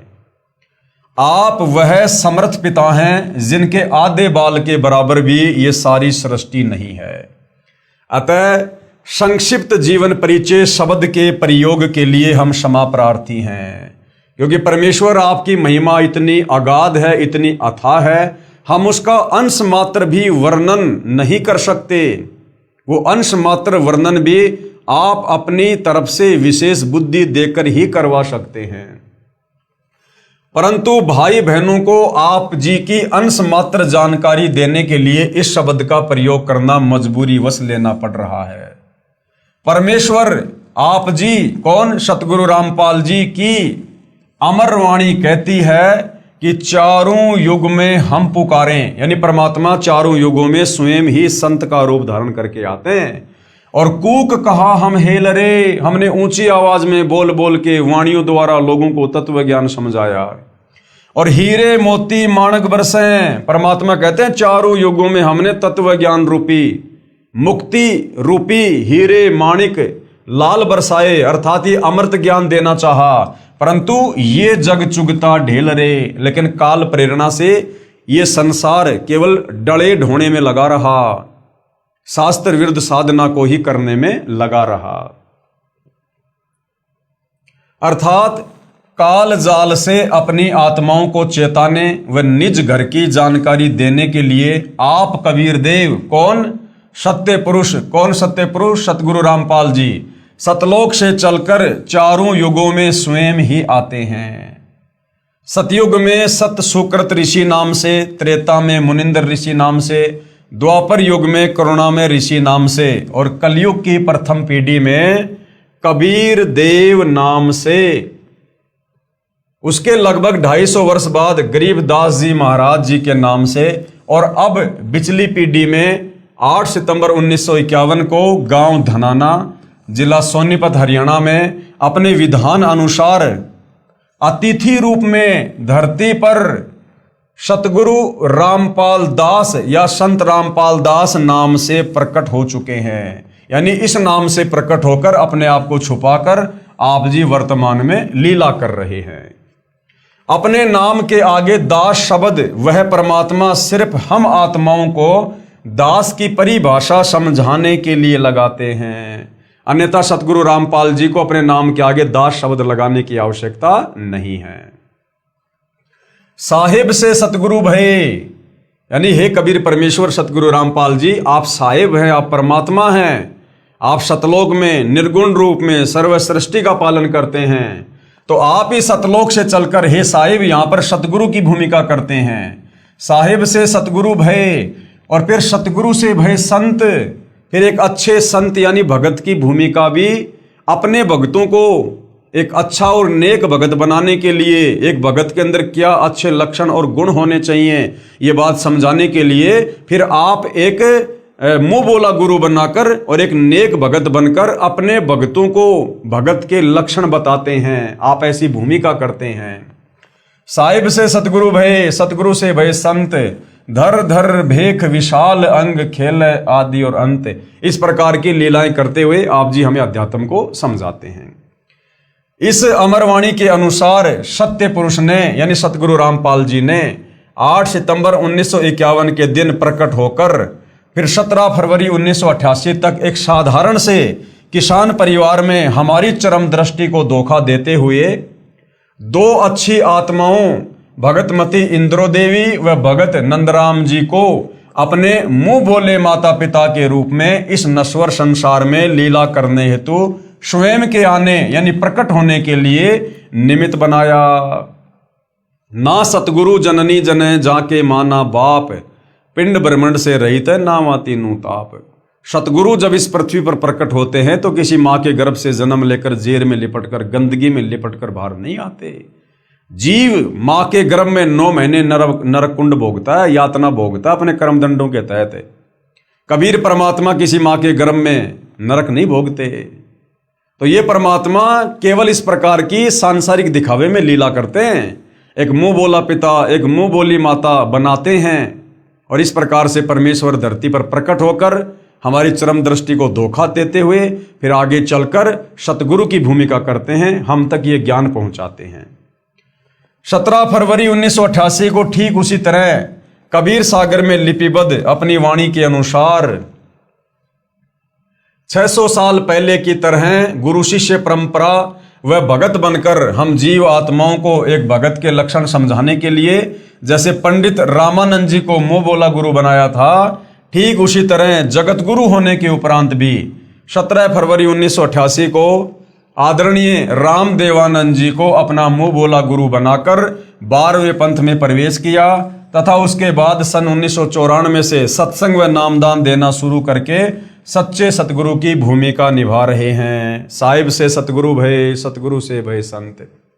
आप स्वयं कबीर देव हैं। कौन? सतगुरु रामपाल जी, क्योंकि महिमा उनकी हो रही है। संक्षिप्त लीला में जीवन परिचय सतगुरु रामपाल जी का बताया जा रहा है, तो बार बार उनका नाम नहीं लिया जाता, समझदार को संकेत ही काफी होता है।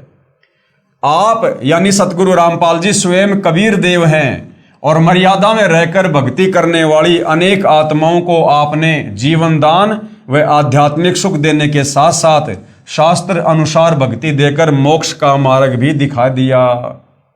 सन 1994 से आज तक आप जी ने परमार्थ के लिए निस्वार्थ भाव से जो संघर्ष करके दिखाया है, यह आपकी दयालुता, साधुता व समर्थता का प्रमाण है। यानी 2006 में क्रोथा कांड हुआ, 2014 में बरवाला कांड हुआ और सर्व सृष्टि के रचयिता जिनके आधे बाल के ऊपर पूरी सृष्टि को ठहराया जा सकता है, वो कबीर परमात्मा कभी 21 महीने की जेल काट रहा है, कभी 11 साल की जेल काट रहा है और किसी को कोई दोष नहीं देता, किसी के ऊपर कोई मुकदमा, कोई FIR नहीं करवाता और कहता कि सब मेरे तो बच्चे हैं, मैं किसके ऊपर FIR करवाऊं। तो ऐसा भाइयों और बहनों परमार्थ के लिए निस्वार्थ भाव से परमात्मा ही कर सकते हैं, जीव के वश की बात नहीं है।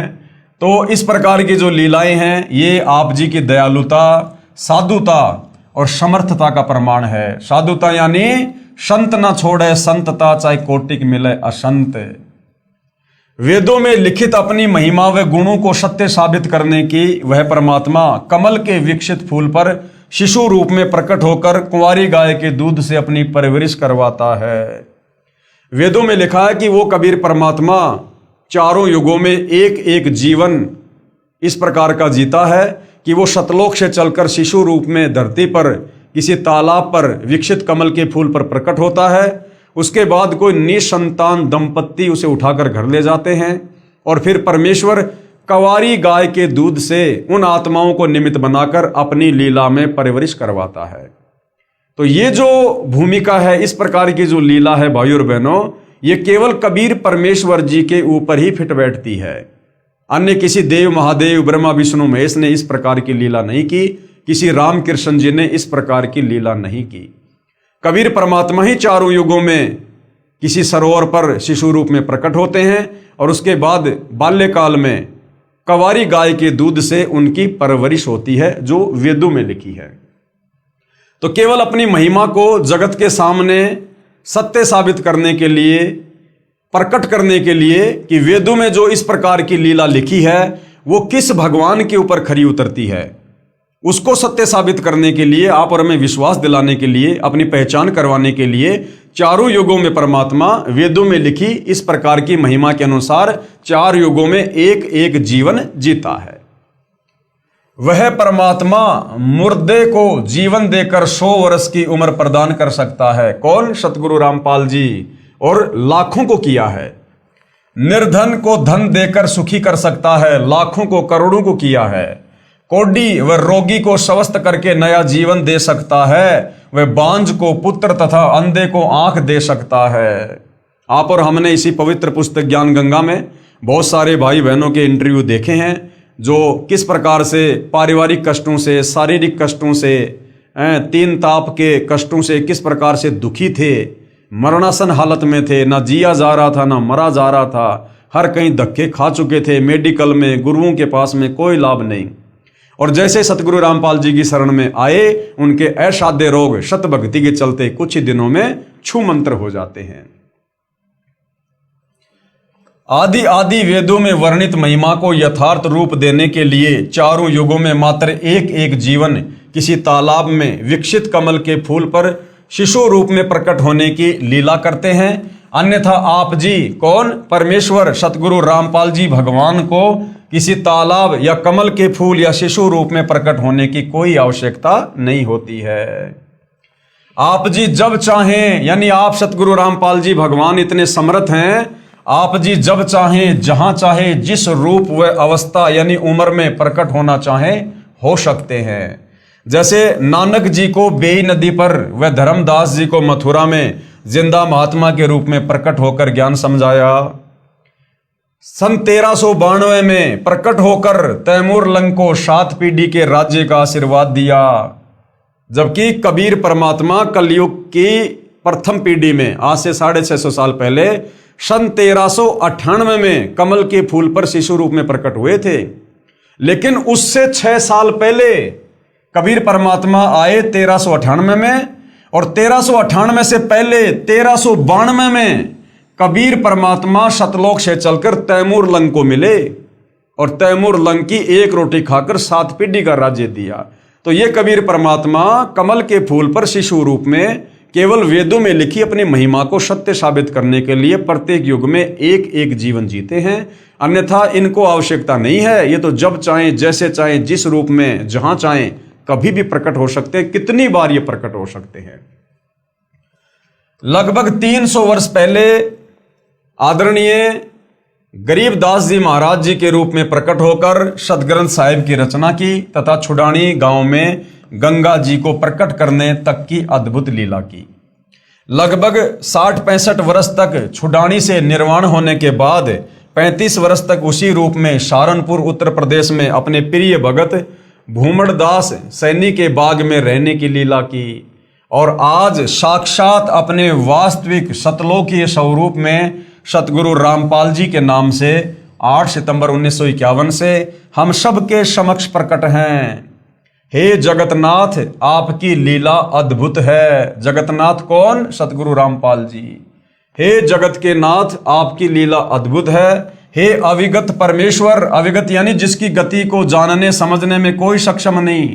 हे अविगत परमेश्वर, आप जी की गति को कौन जान सकता है? हे देवों के देव महादेव, आप जी स्वयं अपनी कृपा व आशीर्वाद से अपने समर्थता व गति का अंश मात्र आभास करवा कर दया करते हैं। यानी आप स्वयं ही अपने विषय में अंश मात्र जानकारी जीव की बुद्धि ओपन करके देते हैं, समझाते हैं। हे दयालु परमेश्वर, अपनी भोली व ना समझ साध संगत पर, साध संगत यानी जो उनकी संगत में उनके भगत हैं, उनके बच्चे हैं। हे दयालु परमेश्वर, अपनी भोली व ना समझ साध संगत पर अपनी प्रेम दृष्टि, आशीर्वाद व कृपया बनाए रखना। हमारी आप जी से दंडवत प्रार्थना है कि हमारे अंदर भक्ति की कसक व चाहत सदा बनी रहे। तो भाई और बहनों, जिन पुण्यात्माओं ने अपने पूज्य गुरुदेव भगवान परमेश्वर रामपाल जी को जैसा भी उनके द्वारा बख्शीश सद्बुद्धि आधार से जाना है, पहचाना है, उन्होंने उनकी महिमा में ये 4 शब्द लिखे हैं। हे प्रभु, यानी हे प्रभु सतगुरु रामपाल जी, इतनी दृढ़ता भी देना चाहे ब्रह्मा विष्णु महेश या काल या दुर्गा भी हमें आपकी सत भक्ति से विचलित करना चाहे तो भी हम डगमग ना हों। मन चाहता है इस तुच्छ जिव्या से ऐसे ही आपकी महिमा का बखान करते रहें, लेकिन आप अंतर्यामी की महिमा का बखान करने में हम जीव पूर्णतया सक्षम नहीं हैं।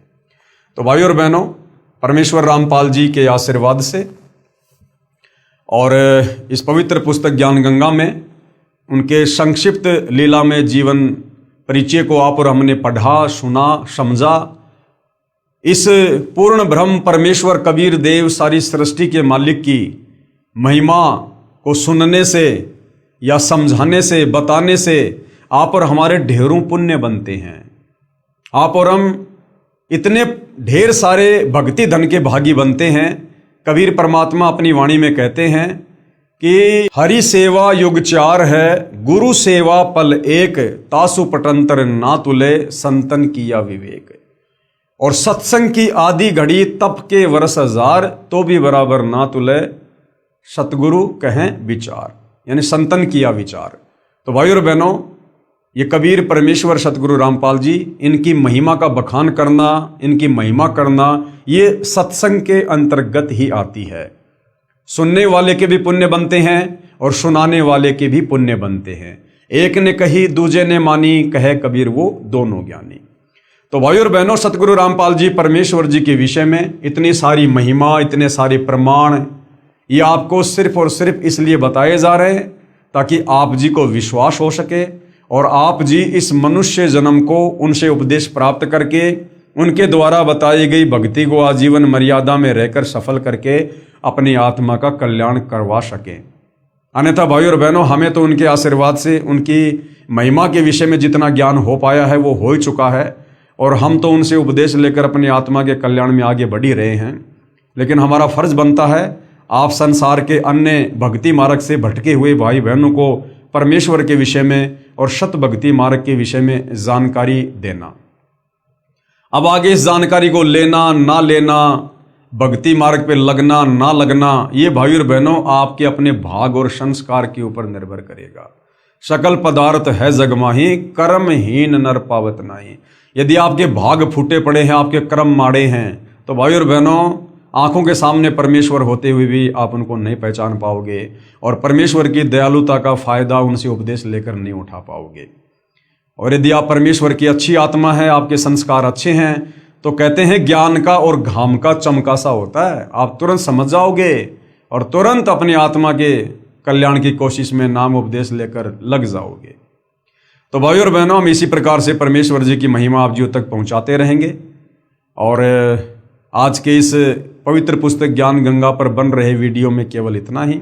कल फिर परमेश्वर की महिमा में हाजिर होंगे। तब तक पूज्य गुरुदेव भगवान हम सबको आज्ञा दे, आशीर्वाद दे, सद्बुद्धि दे। बंदी छोड़ सतगुरु रामपाल जी परमेश्वर जी की जय हो।